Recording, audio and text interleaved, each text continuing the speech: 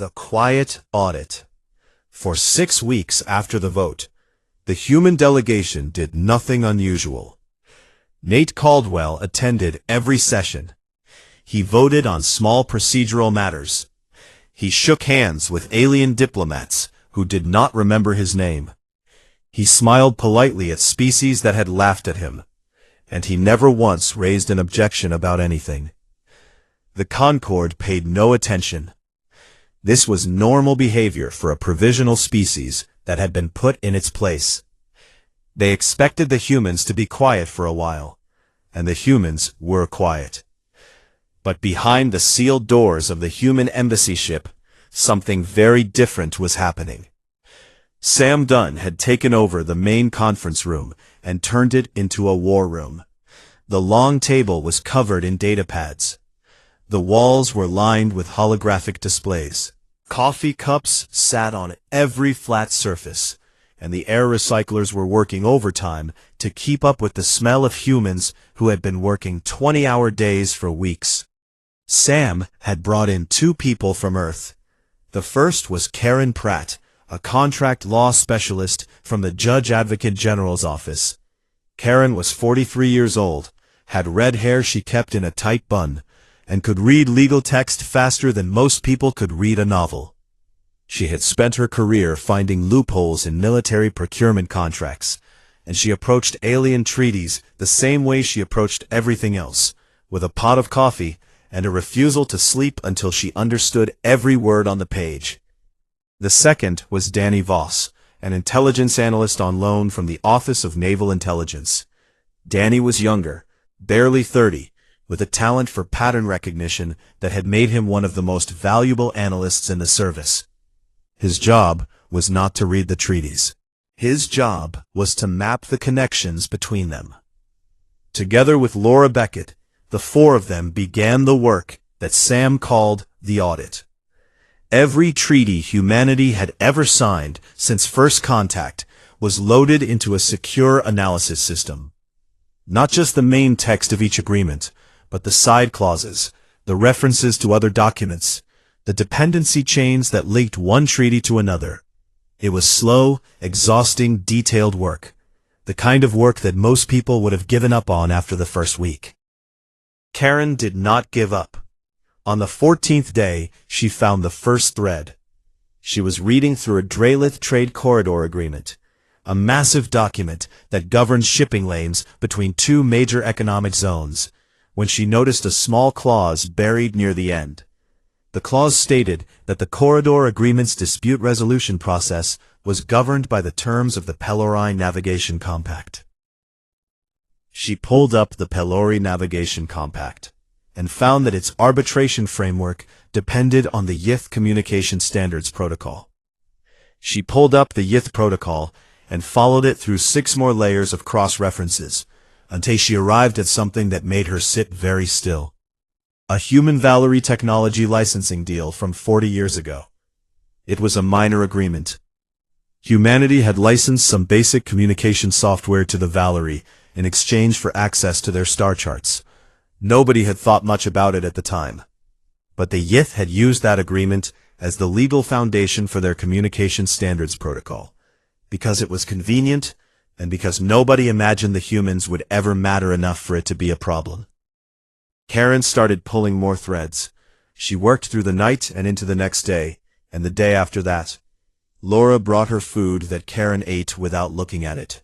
Danny mapped everything she found on the holographic display, drawing lines of dependency between treaties, and the lines kept multiplying. On the 21st day, Karen leaned back in her chair and let out a low whistle. Sam was standing behind her, reading over her shoulder. "They got lazy," she said. "Every major power in the Concord has been layering their bilateral treaties on top of each other for thousands of years without checking the dependency chains. They just kept referencing older agreements as shortcuts, building new deals on the foundations of old ones, and nobody ever went back to check what was holding the whole thing up." "And what is holding it up?" Sam asked. Karen pointed at the display.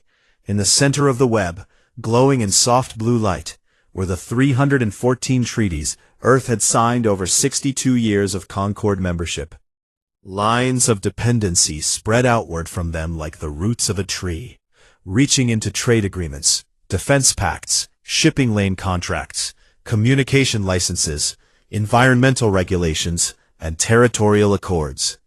Hundreds and hundreds of connections, all running through the small, unimportant treaties of a small, unimportant species. "We are," Karen said. Danny zoomed out on the display so they could see the full picture. It was enormous. 1,109 multilateral agreements across the Concord had at least one dependency chain that ran through a human treaty. Some had several.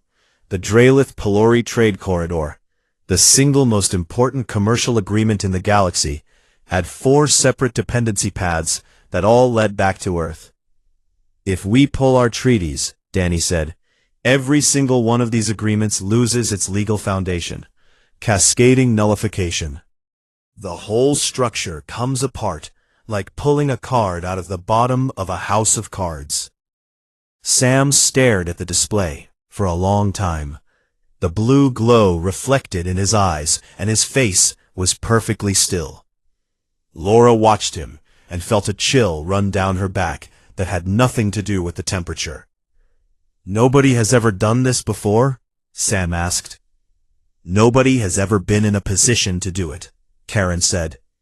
"The major powers all have too much to lose.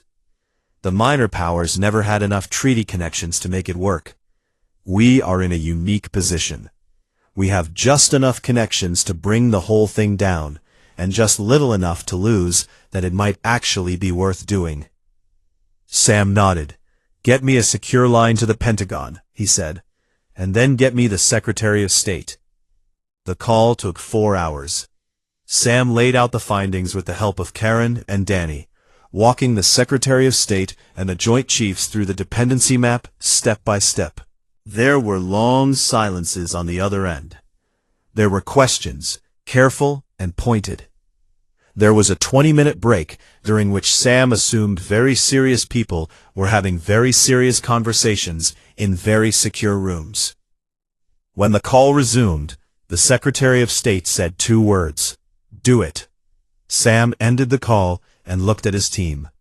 Karen was already organizing her files. Danny was refining the cascade projections. Laura was staring at Sam with an expression that was half admiration and half fear. Nate Caldwell was briefed the next morning. He sat in his chair and listened to everything without interrupting. When Karen finished her presentation, Nate was quiet for a moment. Then he smiled. It was not the polite diplomatic smile Laura had seen 1,000 times.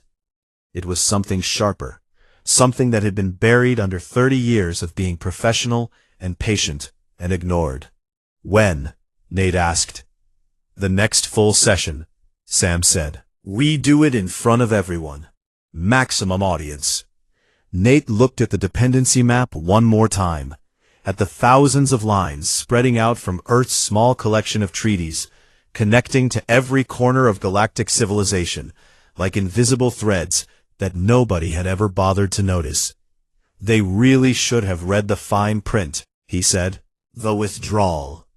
The 4,711th plenary session of the Galactic Concord opened on schedule with the usual ceremony. The crystal chambers filled with delegates from hundreds of worlds. Translation fields activated and began their invisible work, turning alien sounds and colors and vibrations into meaning. The session chair, a Pelori bureaucrat with dull green skin and slow, careful movements, called the assembly to order and began reading the agenda for the day. Attendance was high. The Dralith were pushing the second phase of their resource reallocation plan, and everyone wanted to watch. Several mid-tier powers were placing quiet bets on which provisional species would be the next target. It was entertainment as much as politics, and the chamber had the energy of a crowd waiting for a show. Nate Caldwell sat in the human section, with Laura Beckett on his left and Sam Dunn on his right. Karen Pratt sat directly behind them, her datapad resting on her knees, her face calm, but her knuckles white where she gripped the edges of the device. Danny Voss was not in the chamber. He was back on the embassy ship, monitoring communication channels and standing by. The session moved through its early business. A territorial dispute between two minor species was deferred. A budget adjustment for the Concord Science Directorate was approved. The Drelith legate spoke briefly about the upcoming resource vote and reminded the assembly that cooperation and shared sacrifice were the foundations of galactic unity. Several delegates who were not Drelith made sounds that their translation fields mercifully did not render for the general audience. Then the session chair opened the floor for general comments. This was a formality, a brief window during which any member delegation could raise a topic before the main agenda items began. It was rarely used for anything important. Nate Caldwell raised his hand and requested the floor. The session chair hesitated. Giving a human delegate speaking time was, in the chair's view, a waste of the assembly's attention.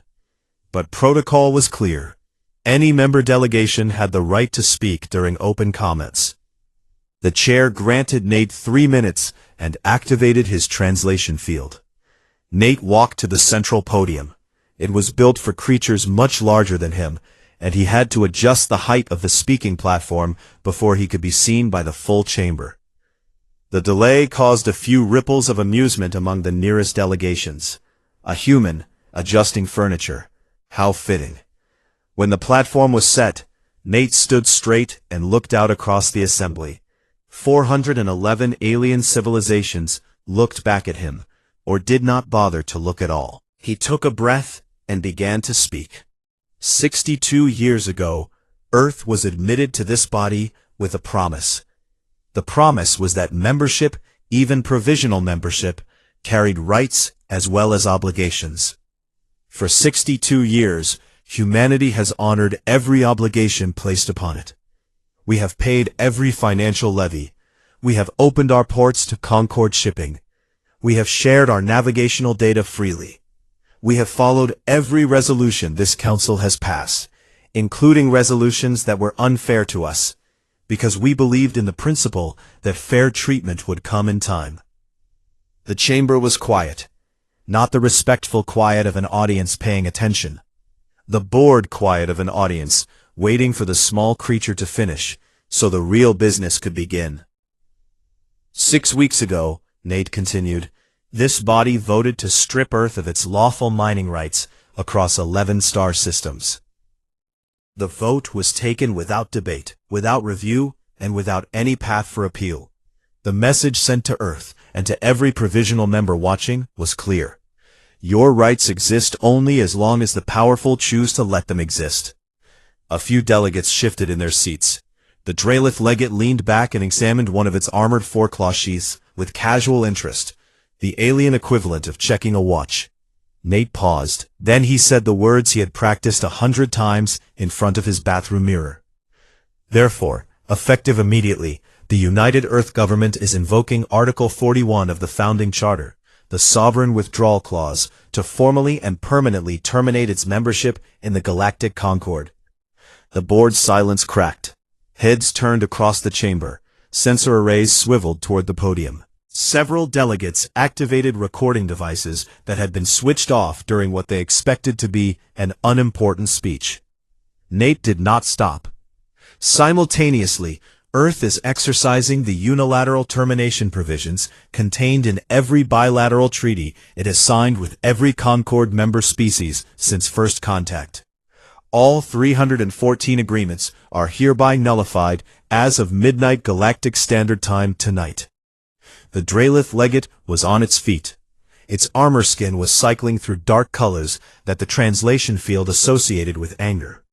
The Pelori session chair flashed alarm patterns across its body so bright they were visible from the back rows of the chamber. The Yith Collective's ambassador, the column of dark smoke that had ignored humanity for 6 weeks straight, turned its full attention toward the podium for the first time in anyone's memory. 400 species expressing shock in 400 biological ways. The translation fields overloaded and stuttered, filling the air with fragments of meaning. Outrage, disbelief, confusion. Behind Nate, Karen Pratt opened her datapad and transmitted a single file to every delegation in the chamber at the same time. It arrived on their screens within seconds, a detailed document with maps, charts, and legal analysis. The dependency web. "If you will look at the document now arriving at your stations," Nate said, raising his voice above the noise, "you will find a complete analysis of the cascading treaty nullifications that will follow from our withdrawal. Our legal team estimates that 1,109 multilateral agreements will lose their legal standing within 72 hours. This includes the Dralith Pelori Trade Corridor, the Yith Communication Grid Operating License, the Joint Defense Pact for the Rimward Frontier, and the environmental accords governing 37 active terraforming projects across the galaxy." The noise did not stop, but its character changed. The outrage was still there, but now it was mixed with something else. Fear. Delegates were opening the document on their screens. They were seeing the lines. They were following the chains. They were realizing, one by one and then all at once, what the humans had found. "This is a bluff," the Dralith legate said, its translated voice cutting through the chaos. "The withdrawal of a provisional species is meaningless. You have no leverage." Nate looked directly at the legate. 62 years of being ignored and dismissed and laughed at were in his eyes. But his voice was perfectly steady. "Read the document," he said. "Follow the chains. Every line leads back to us. You built your civilization's legal framework on our agreements because we were small and cheap and convenient, and you never imagined we would have the courage to walk away. You were wrong." He stepped back from the podium. The translation field around him deactivated with a soft click. "Earth did not do this," he said, and his natural voice carried further than it should have in that enormous room. "You did. You built your house on our foundations, and then you laughed at us for being the foundation. We are not laughing. We are leaving, and we are taking everything we brought with us." He turned and walked toward the exit.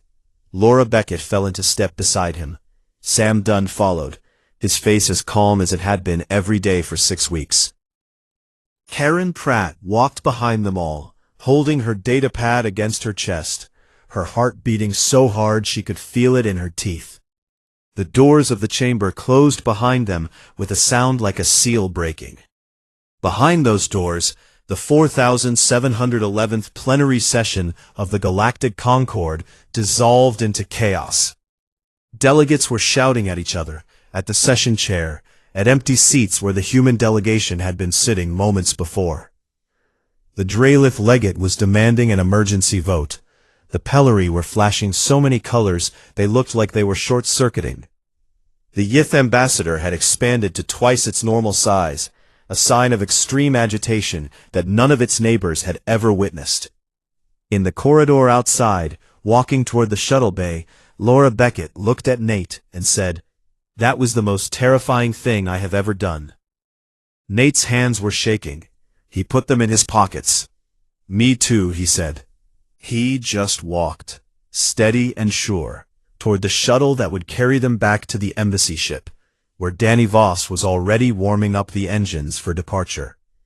Behind them, the oldest institution in the galaxy was burning, and not a single shot had been fired. The 72 hours. The first treaty collapsed 8 minutes after midnight Galactic Standard Time. It was the Pelori Navigation Compact, a document that governed faster-than-light corridor assignments for over 200 species. Every major shipping lane in the central galaxy was organized under its rules. Billions of cargo ships, passenger vessels, and military craft followed its traffic patterns every single day. The compact had existed for over 3,000 years, and nobody had ever worried about it failing, because nobody had ever imagined there was a reason it could. But buried in the compact's arbitration framework was a dependency clause. If a dispute arose about corridor assignments, the resolution process followed rules laid out in a human Pelori bilateral survey agreement. A minor deal Earth had signed 40 years ago, granting Pelori scientists access to human space in exchange for shared mapping data. With that agreement nullified, the arbitration framework had no legal standing, and without a valid arbitration framework, the entire compact was unenforceable. At 8 minutes past midnight, the Pelori Navigation Authority issued a suspension notice. All corridor assignments were frozen pending legal review. Ships that were already in transit were allowed to continue, but no new corridor entries were authorized. By hour 3, there were traffic jams at 14 major jump points across the galaxy. Ships were stacking up in holding patterns, their captains demanding clearance from navigation authorities that no longer had the legal power to grant it. By hour 6, the Dralith-Pelori Trade Corridor, the most important commercial route in galactic civilization, was shut down completely. The corridor handled 30% of all interstellar trade. Cargo worth trillions of trade units was sitting motionless in space, and nobody could move it, because nobody could agree on who had the authority to say it was allowed to move. Danny Voss tracked it all from a monitoring station on the embassy ship as it traveled at full speed toward the Sol system. He sat in front of 6 screens, each one showing a different sector of the cascade, and he called out updates to Sam Dunn every 30 minutes like a man reading storm warnings. Hour 8. The Valeri Technology Exchange Network just flagged 17 sub-agreements for review. Their entire civilian communication backbone runs through licensing terms that reference our tech deal. Sam nodded and sipped his coffee. Hour 12. The Yith communication grid is going offline in sectors 9 through 14. They have issued a notice saying their operating license is under legal review due to cascading nullification. That grid provides real-time translation and data relay for about 300 species. Without it, a quarter of the galaxy cannot talk to each other. Laura Beckett looked up from her console. A quarter of the galaxy?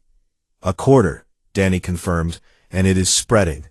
The grid's backup systems run through a separate set of treaties. But those treaties also have dependency chains that lead back to us. Give it another day, and the whole network could go dark. At hour 18, the cascade reached the military agreements. The Joint Defense Architecture for the Rimward Frontier, a mutual protection pact that kept pirate fleets and rogue nations in check along the galaxy's outer edge, lost its legal foundation when 3 of its enabling treaties were nullified. The pact had protected over 90 colony worlds for 500 years. Now it was a piece of paper with no force behind it. Frontier colonies began sending distress signals. Not because they were under attack, but because they were afraid. The defense grid that had kept them safe their entire existence was gone, and the pirates and warlords who had been held back by the threat of Concord retaliation were watching the news feeds just like everyone else. At hour 24, the Concord convened an emergency session. Attendance was total. Every single member delegation was present, including species that had not sent representatives in decades. The crystal chamber was so full that overflow seating had to be arranged in the corridors. The Dralith legate demanded that Earth be compelled to reinstate its treaties. The session chair, looking exhausted and frightened, pointed out the obvious problem. Earth was no longer a member. The Concord had no authority over a non-member species. They could not compel Earth to do anything. The Pelori proposed sending a diplomatic envoy to the human embassy ship to negotiate an immediate reinstatement. A delegation of 6 senior ambassadors was assembled in under an hour, representing 6 of the most powerful species in the Concord. They traveled to the human docking berth in a ceremonial transport. They found the berth empty. The human embassy ship was gone. Its docking clamps were retracted, its power hookups disconnected, its parking space dark and cold. A single automated beacon floated where the ship had been, broadcasting the same message on every frequency in every language the translation software could handle. The United Earth delegation has departed Pinnacle Station. All diplomatic inquiries may be directed to the Earth Foreign Ministry, located on Mars' Sol system. Mars was 47 standard days away by conventional faster-than-light travel. The 6 senior ambassadors stood in the empty docking berth and stared at the beacon for a long time. Then they went back to the emergency session and delivered the news, and the chamber fell into a silence that was worse than any noise. The cascade continued. By hour 30, financial markets across 3 major economic sectors had crashed. The Galactic Trade Unit, the standard currency used for interstellar commerce, dropped 9% in value and was still falling. Investors were pulling money out of every venture that depended on Concord Treaty protections, which meant almost every venture in existence. By hour 36, 2 minor territorial disputes that had been held in check by treaty obligations erupted into armed confrontations. A Valeri trade convoy carrying medical supplies to a colony world was seized by a rimward militia group that understood very clearly that there was no longer anyone coming to stop them. By hour 40, the Dralith hegemony itself began to feel the pressure. Their economy depended on the trade corridors they controlled, and those corridors were frozen. Their military alliances were dissolving on paper, even though no one had fired a weapon. Their diplomatic reputation, built over thousands of years of being the strongest voice in the room, was cracking, because everyone could see that the strongest voice in the room had been standing on a foundation it did not own. Back on Earth, the public reaction was confused. Most humans had never heard of the Galactic Concord. The news networks ran segments with titles like, "What is the Galactic Concord, and why did we just leave it?" And experts who had never studied alien politics were brought on to offer opinions they did not have. The government was calm. Secretary of State Paul Whitmore held a single press conference in front of the State Department building on a Tuesday afternoon. He wore a gray suit and spoke for less than 2 minutes. "Earth has withdrawn from international agreements that did not serve our interests or protect our rights," he said. "We remain open to fair and equal negotiation with any party that wishes to engage with us in good faith." A reporter asked if Earth was worried about retaliation. Whitmore looked at the reporter and said, "Retaliation requires leverage. At the moment, we seem to be the ones holding that." He left the podium and did not take further questions. In a secure facility buried under a mountain in Colorado, Sam Dunn sat in a room with Karen Pratt and Danny Voss, watching the cascade numbers update in real time on a wall of screens. The numbers were staggering. Every hour, the economic damage grew. Every hour, more treaties failed. Every hour, the galaxy became a little more chaotic and a little more afraid. Sam looked at Karen. "How long do you think they will hold out before someone comes to talk?" She had modeled several scenarios, ranging from 3 days to 2 weeks, depending on how stubborn the major powers decided to be. Her best estimate was 48 hours from the start of the cascade. 48 hours, she said. She was wrong. It took 28. The new terms. 28 hours after Earth's withdrawal, a Dralith diplomatic cruiser dropped out of faster-than-light travel at the edge of the Sol system without permission. The ship was enormous. It was built for war as much as diplomacy, with heavy armor plating and weapon systems that could crack a moon in half. The Dralith had sent it because they were used to being impressive, and because they did not understand that the time for being impressive had already passed. The cruiser was met by the patrol frigate USS Harriet Lane, a vessel roughly 1/50th its size.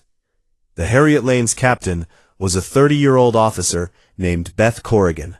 She had been stationed in the outer Sol system for 2 years, and in that time the most exciting thing that had happened was a cargo drone that drifted off course. Now she was looking at a Dralith warship on her sensors, and her orders from command were simple and clear. She opened a communication channel. "Dralith vessel, this is Captain Beth Corrigan of the United Earth Navy patrol frigate Harriet Lane. You have entered sovereign human space without prior clearance. Please hold your current position and await authorization." The Draelith captain responded with something that the translation software rendered as a formal demand for immediate passage, citing diplomatic precedent and the urgency of their mission. Beth Corrigan listened politely, and then said word for word the same thing she had said the first time. Draelith vessel, this is Captain Beth Corrigan of the United Earth Navy Patrol Frigate Harriet Lane. You have entered sovereign human space without prior clearance. Please hold your current position and await authorization. The Draelith captain repeated its demand. Beth Corrigan repeated her instruction. This went back and forth 3 more times. The Draelith cruiser, which could have swatted the Harriet Lane out of space with a single shot, held its position. Not because it was afraid of the frigate, but because destroying a diplomatic checkpoint would have made the situation immeasurably worse. And even the Draelith understood that much. Authorization came 6 hours later. Not because the request was complicated. Sam Dunn had told the State Department to make them wait. 6 hours of sitting in empty space, staring at a frigate that was the size of their ship's cargo bay, wondering if the humans were going to let them in at all. When clearance was finally granted, the Draelith cruiser was directed to Mars. Not Earth. Mars. A smaller world, a quieter world, a world where the conference room waiting for them was deliberately chosen for its modest size. The room was on the 3rd floor of the Earth Foreign Ministry building in the city of Arcadia. It had a rectangular table, 8 chairs, a window that looked out on a rust-colored landscape under a thin pink sky, and nothing else. No decorations, no refreshments, no effort whatsoever to make the room feel welcoming. Nate Caldwell sat on one side of the table with Laura Beckett and Karen Pratt. He wore a simple, dark suit and no insignia of rank. He looked rested. He had slept for the first time in days, and he had eaten a real breakfast, and he felt more awake than he had in years. The Draelith senior legate sat on the other side. It was the same creature that had interrupted Nate at the podium 6 weeks earlier. The same towering figure with the shifting armor skin and the dismissive voice. But something had changed. The legate's skin was dull, its movements slow, its posture lacking the casual arrogance Nate had come to expect. The 2 diplomatic aides flanking the legate looked like they had not slept since the withdrawal began. "We are prepared," the legate said through the translation device on the table, "to discuss the reinstatement of Earth's Concord membership and the restoration of all associated treaty obligations." "We are not," Nate said. The legate paused. Its skin flickered. "I do not understand. Earth has no interest in rejoining the Galactic Concord as it currently exists. The Concord's structure is the problem. A system that divides species into tiers based on military power and colonial holdings is not a system that serves the interests of fairness or stability. It is a system that serves the interests of those at the top, and we have seen firsthand how that works out for everyone else." "Then what do you want?" the legate asked. Karen Pratt slid a datapad across the table. It landed in front of the legate with a soft tap. "We have prepared a draft framework for a new governing charter," she said. "It is comprehensive. I suggest you take your time reading it." The framework was 200 pages long. It called for the elimination of all membership tiers. Every spacefaring civilization, regardless of its fleet size, its technology level, or the number of worlds it controlled, would hold equal voting weight in the new assembly. A binding arbitration court would be established with real enforcement power, not the paper authority the old Concord had used. Resource access would be based on need and development status, not on who had the biggest guns. Military disputes would be subject to mandatory mediation before any armed response was permitted. The Draelith legate read the first page and looked up. "This would require a complete restructuring of the Concord." "Yes," Nate said. "You cannot expect 400 species to rebuild their governing body to satisfy one." Nate leaned back in his chair. He let the silence sit for a moment, the way Sam had taught him to do. "I do not expect anything," he said. I am telling you what Earth needs in order to participate. You are free to accept it or reject it. But I would point out that every hour you spend thinking it over costs the Concord approximately 14 billion trade units in frozen commerce, unresolved disputes, and cascading treaty failures. That number is going up, not down. The legate stared at the datapad. Then it picked it up and began reading. The negotiations lasted 3 weeks. They took place on Mars, on Pinnacle Station, and across dozens of secure communication channels spanning the galaxy. Earth's draft framework was shared with every Concord member. It was debated in open sessions and in private meetings. It was torn apart and reassembled and torn apart again. 47 species declared their public support for the reforms within the first week.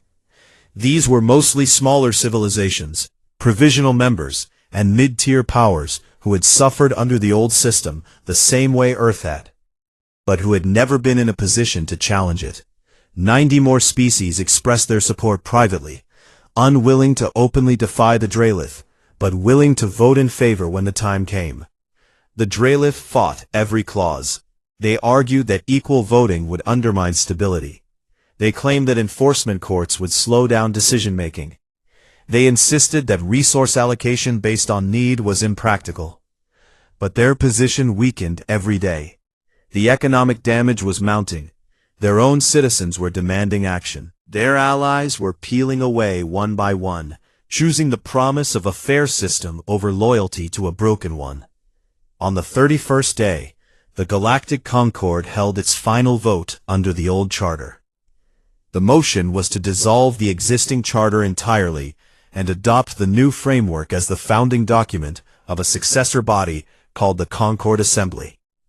The vote was not close. 378 species voted in favor. 32 voted against, all of them major powers who stood to lose their privileged position. 2 abstained. The new charter was signed on Pinnacle Station in a ceremony that was broadcast to every member world. The crystal chamber, that had once echoed with laughter at humanity's expense, was silent with attention as representatives from 400 species put their marks on a document that no one had believed possible 5 weeks earlier. Earth signed as a founding member.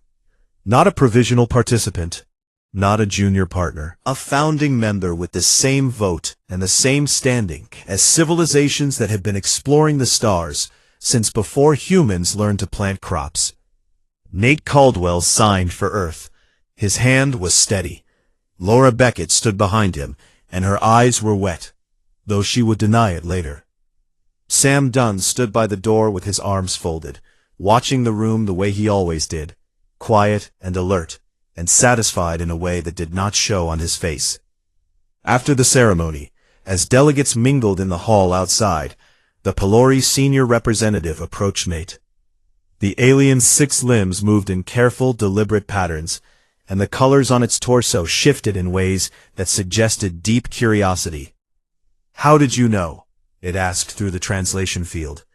"How did your people know the cascade would work?" Nate looked at Laura. Sam looked at Karen Pratt, who was standing nearby with a cup of something warm in her hands and a tired smile on her face. Karen shrugged. "We read the treaties," she said. "All of them. Every word, every clause, every cross-reference and dependency chain. You wrote the rules. We just learned them better than you did." The Pelori was quiet for a long moment. Colors moved across its body that the translation field could not fully express in human language. Then, slowly, it extended one of its forelimbs toward Karen. Karen looked at it. She looked at Nate, who nodded. Then she reached out and shook the alien's limb, and the Pelori's colors shifted into something warm and bright that needed no translation at all. Across the hall, the new charter of the Concord Assembly hung in a crystal frame, its text displayed in 412 languages at once. The document glowed softly in the pale light of the station, and delegates paused as they passed it, reading the words that would govern the galaxy from this day forward. Near the bottom, in script no larger than any other, was the name of the species that had made it happen. The species that was not the oldest, not the strongest, not the most advanced. The species that had been mocked and dismissed and laughed at in this very chamber just weeks ago. Earth, the one that read the fine print. The laughing chamber. The Galactic Concord had existed for 9,000 years. It was the oldest government between the stars, a gathering place for 412 alien civilizations that met once every solar cycle aboard a structure called the Pinnacle Station. The station was the size of a small moon, built from pale crystal that glowed softly under the light of distant suns. Its debate chambers were enormous, designed to hold creatures of every shape and size, and the air inside hummed with invisible translation fields that turned every alien language into something all the delegates could understand. Earth had joined the Concord 62 years ago. Humans were given the lowest rank available, something called Provisional Status 7. It meant they could attend meetings, vote on small matters, and sign treaties, but they had almost no real power. Humanity was a newcomer. Their ships were slow compared to most fleets. Their colonies numbered only 19 scattered worlds. Their technology was mostly borrowed from alien trade catalogs. By every measurement the Concord used, Earth was barely worth noticing. The man who represented Earth at the Concord was Ambassador Nathan Caldwell, a 56-year-old diplomat from Virginia, who had spent 30 years working for the government before anyone told him aliens were real. He was calm and careful, and always polite, even when politeness got him nothing. Sitting beside him was his deputy, Laura Beckett, a sharp woman with dark hair and a memory that could recall entire treaty documents from a single reading. Behind them both sat Commander Sam Dunn, the military liaison assigned to the delegation. Sam was a quiet man. He rarely spoke during sessions. He watched, he listened. He kept his hands folded on the table and his thoughts behind his eyes. On the day everything changed, the session opened the way most sessions opened, with a powerful species proposing something that would benefit itself at the cost of someone weaker. The Draelith hegemony, one of the three dominant powers in the Concord, put forward a new rule about resource allocation in the outer colonies. The rule was simple. Any species holding provisional status would lose its mining rights on every world within 40 light-years of a full member's border. The rule would affect exactly 3 civilizations. 2 of them had no real mining operations to speak of. The third was Earth. Nate stood up to object. He kept his voice steady and professional. He cited Article 19 of the Concord's founding charter, the section that promised equal access to resources for all member species, regardless of rank. He asked for a formal review of the proposal before a vote was taken. The Draelith senior legate cut him off before he could finish.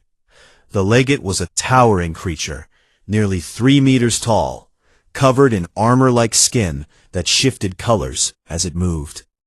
Its translated voice came through flat and uninterested, the way someone might sound when swatting away a fly. The human delegate will understand, it said, that provisional members do not have standing to request charter reviews. A sound moved through the chamber. It was not anger. It was not surprise. It was amusement. 400 alien delegations expressing laughter in 400 different ways. Some clicked, some hummed, some changed color, some released low vibrations that humans can feel in their chests, but not hear with their ears. The meaning was the same in every language. You are small. You do not matter. Sit down. Nate did not flinch. We would ask, respectfully, that the Council consider the economic impact on developing worlds before moving to a vote. The Draelith legate repeated the word developing as though it tasted bad, and the laughter came again, louder this time. It rolled through the chamber like a wave, and Nate stood in the middle of it, a single human being surrounded by creatures who had been traveling between stars since before his species learned to make fire. Laura Beckett reached up and touched his arm. It was a small gesture, almost invisible, but Nate understood. He sat down.